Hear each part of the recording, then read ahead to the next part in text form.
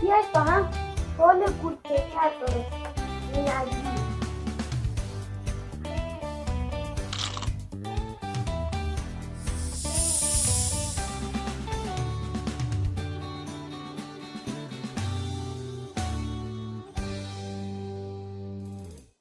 ما اینجا آرد نان داریم، نمک، مخمر و شکر. مواد خشکمون رو ابتدا با هم مخلوط میکنیم.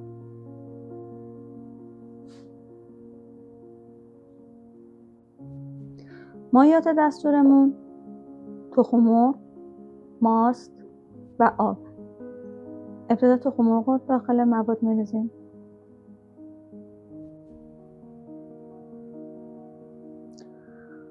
ماستمون رو اضافه میکنیم. ماستمون رو که اضافه کردیم همزمان آب دستورم اضافه میکنیم.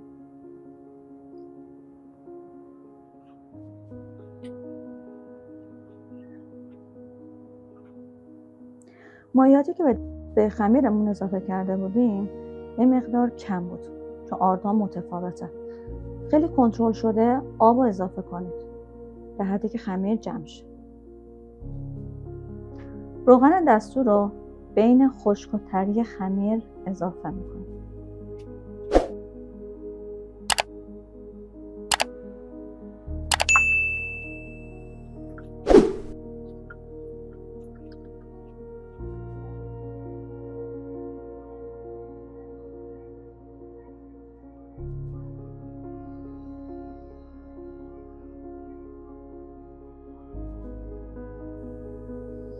خمیر رو بعد از میکس کردن چانه میکنیم. ظرف جلی یا ظرفی که همون باش مواد درست کردین این مقدار چرب کنیم و خمیر رو داخلش بذاریم تا تخمیر انجام بشه. ما نیاز به مواد میانی داریم. یه مقدار روغن داخل تابه داغ بریزیم.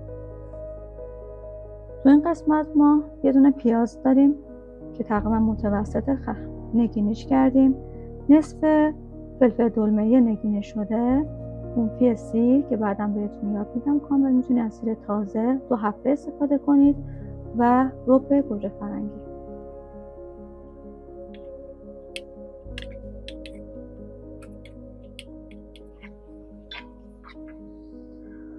اینجا ما 300 گرم گوشت چرخ کرده داریم. میتونید هر چیزی که دوست دارین اضافه کنید. مرغ، ژامبون، سوسیس.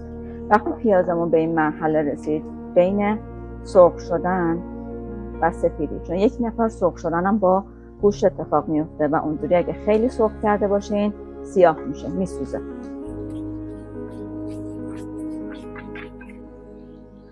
ما اینجا سیر داشتیم. سیر تو این مرحله باید به غذامون اضافه کنیم.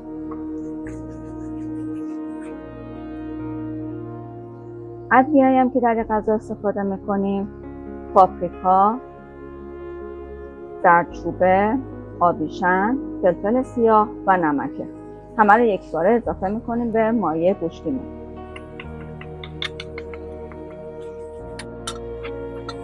من برای این غذا از ژامبون هم استفاده میکنم. حتی طعم خیلی بهتری به غذا میده. ژامبونم رو اضافه میکنم.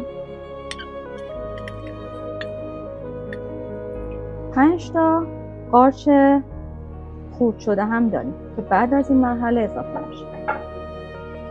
توی این مرحله یه مقدار وسط تابه رو باز کنید و ربمون رو اضافه میکنیم. یه کوچولو در اون قسمت وسط حفر بدین و بعد با بقیه مواد مخلوطش کنید.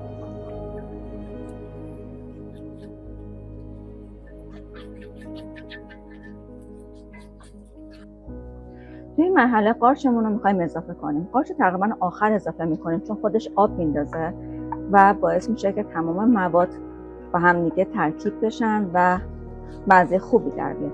ما موادمون رو تقریبا خشک میخوایم، نمیخوایم خیس باشه. به خاطر همین قارچمون رو آخر اضافه میکنیم. آخرین مرحله اضافه کردن فلفل دلمه نه گیر اضافه میکنیم چون معمولا فلفل دلمه طعم تلخی ایجاد میکنه اگه خیلی سرخ بشه و یا بسوزه. توی این مرحله دیگه موادمون آماده است. موادمون رو وقتی کنار میزنیم هیچ آب ته ظرف نباید داشته باشه.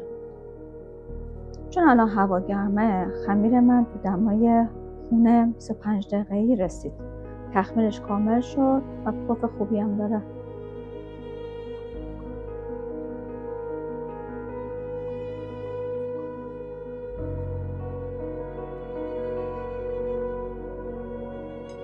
سطح کارمون رو آرد پاشه میکنیم. زیاد نمیخواد، خیلی کم در حدی که خمیرمون به سطح کار نچسبه. خمیرمون رو باز میکنیم.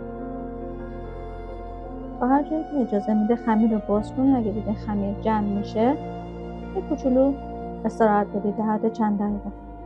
دوباره ادامه کار رو انجام بدید.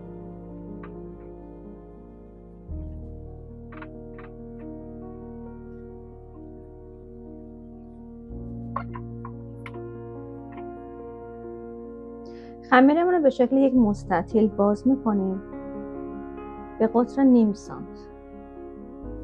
یه مقدار سس قرمز روش میریزیم، خیلی نریزیم، پخشش کنید.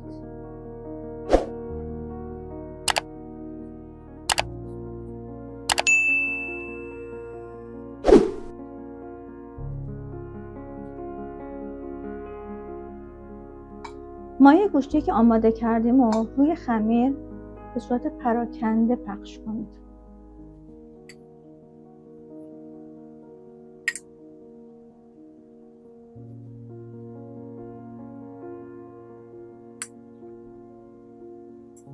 موادتون هیچ جا قلمبه نباشه.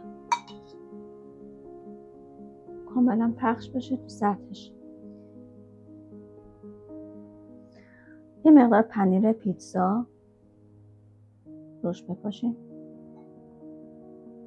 همه قسمت ها داشته باشه ولی زیاد نه. بعد از اینکه پنیر رو ریختیم خمیر رو رول میکنیم. قسمت اولش رو کاملا سفت رول کنید. بقیه قسمت ها رو با پیچ دادم. فقط همزمان به جلو حرکت کنید که خمیرتون کش نیاد. 1 سانت انتهایی خمیر رو ما چیزی نزدیم. روی خمیر برمیگردونیم و به خمیر میدوزیم.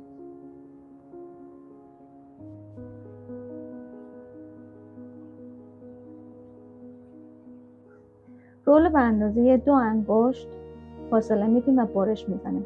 ابتدا برش ها رو میذاریم، بعد کاتش میکنیم.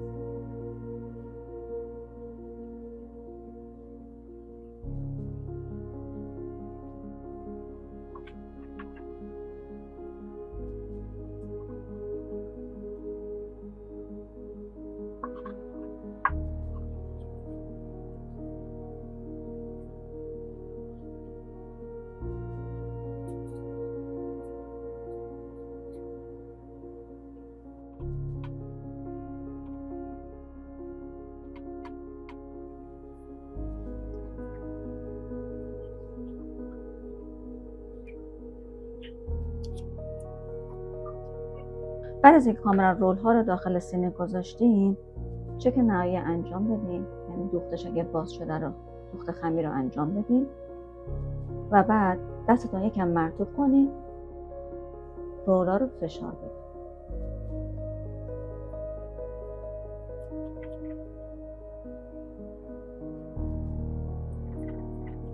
بعد از اینکه رول ها رو تخته کردیم میره برای یه تخمیر نهایی. یه دونه تخم مرغ کامل برای رومال استفاده میکنیم. کاملا بزنید با هم مخلوط بشه.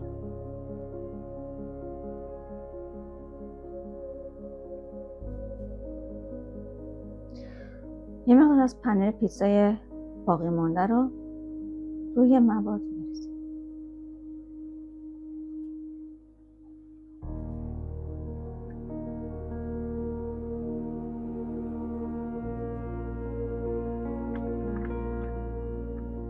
بیاییم با هم رول قورپیکر گوشتی ترکی درست کنیم.